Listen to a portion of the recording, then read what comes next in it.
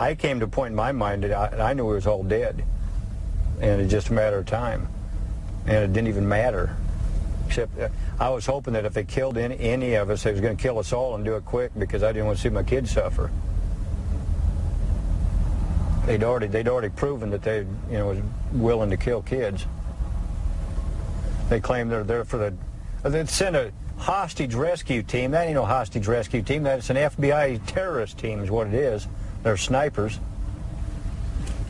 They put a name like hostage. There weren't no hostages up there. Hostages don't pack guns.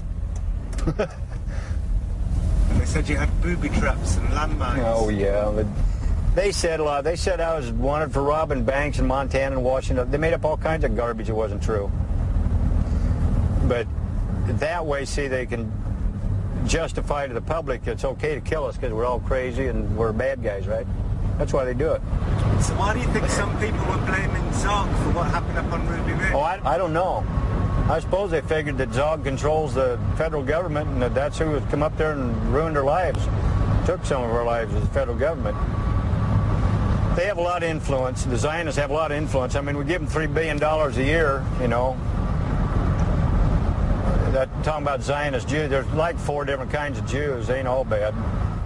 Some conspiracy theorists say that the demonization of Randy Weaver as a white supremacist is thematic of the New World Order's tactics, that they falsely accuse anyone of anti-Semitism who gets too close to the truth. Could this be true? One thing's for sure, in terms of Randy Weaver, the white supremacy angle was clearly working. Okay, let's talk about another civil rights issue, this Randy Weaver. He was in the Aryan Nation. My neighborhood, if a guy put swastikas on his kids, I would be a little suspicious. Yeah. I would say, come on over, we'll have some fruit. The government is saying the order to the men in the field is shoot to kill. And they shot to kill. They killed the woman. They killed the dog. Killed the dog, then they killed the son, and they shot him in the back. The next one they shot the dog in the back. Can you believe that, Gary? That is... Oh, man, that's a canine American. He's got his rights. That was the worst thing that happened. Listen, I think if you're going to err, I would like people to err to protect me and my family, not err. It wasn't causing any danger. This was a decorated You know what? If veteran you're bringing who up had your no kids in criminal the record. Aryan Nation, you are causing danger because you're spawning hate in America. So now you're going to have... They call me white supremacist. That's big news. That kind of stuff sells newspapers, I believe. Who wants to report on the ice cream social at the Methodist Church?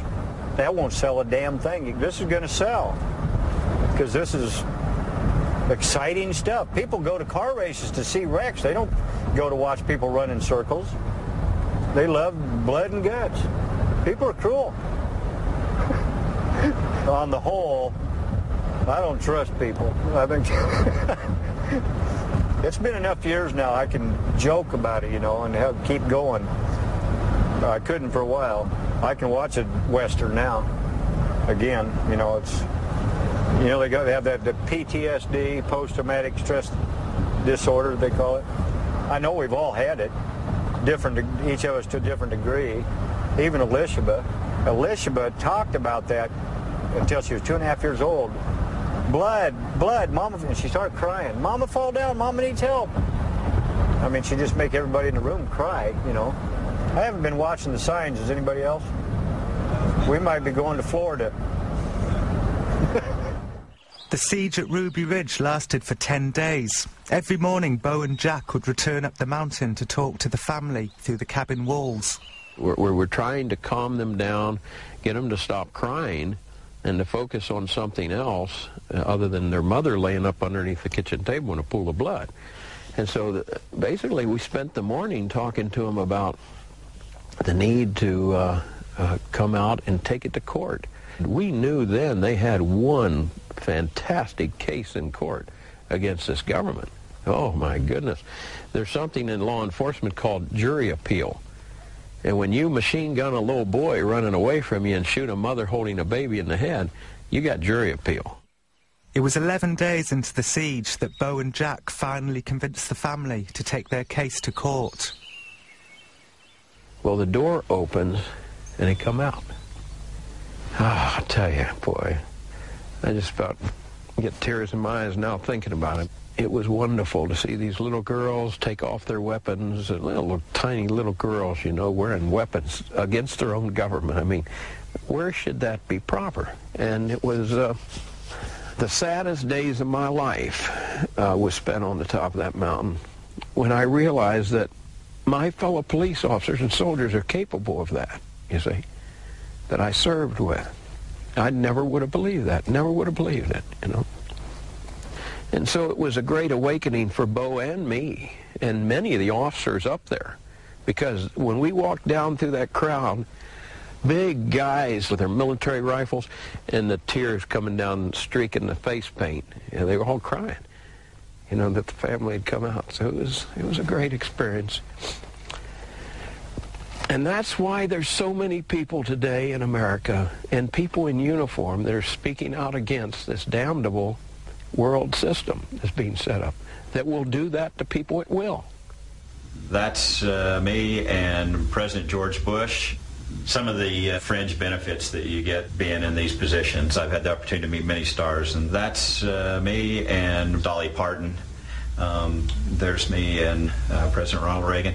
Down here is a picture of Randy Weaver when we brought him off the jet shortly after we had taken custody of him. You know, in law enforcement, you always think that individual that you arrested was guilty. The jury chose another avenue, and I don't have to agree with that, but in this country, I have to respect it.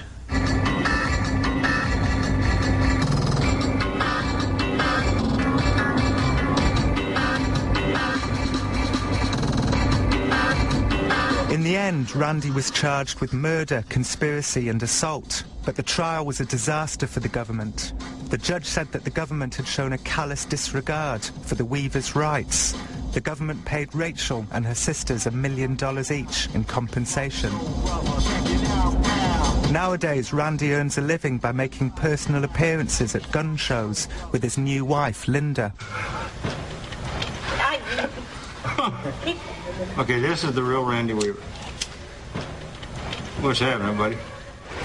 2 miles from the cabin is the Deep Creek Inn, where the family used to go for nights out. Rachel and I went there for supper. We were unaware that the resident guitarist had waited years to meet Rachel. My name is Dallas Pike, and I'm a storyteller. I've been living in Nashville for the last few years. I moved up here about a year ago. What happened to your family is the reason I came to Idaho. I have a feeling you may appreciate this song. Red stains in the snow, Bloody Ridge, Idaho. Red stains in the snow, Bloody Ridge, Idaho. 1,000 meters is a long, long way. Never miss their bullets, never stray. Where's the justice and how do you appeal? There's no talking over the hard deals when some buffalo hunter snaps a cap. How are you doing, sir? How are you? What's your name? Bruce. Bruce, glad to meet you. This is my wife, Linda. Bruce. Yes, sir. What's your name? E-S-S-E-N. Okay, Thank you, Herman. I got it. Glad to meet you. That's my pleasure, believe me. Red stains in the snow, Vicki Weaver in Waco. But America died in a coup d'etat. It's back in Dallas that our freedom fell when some buffalo hunters and the FBI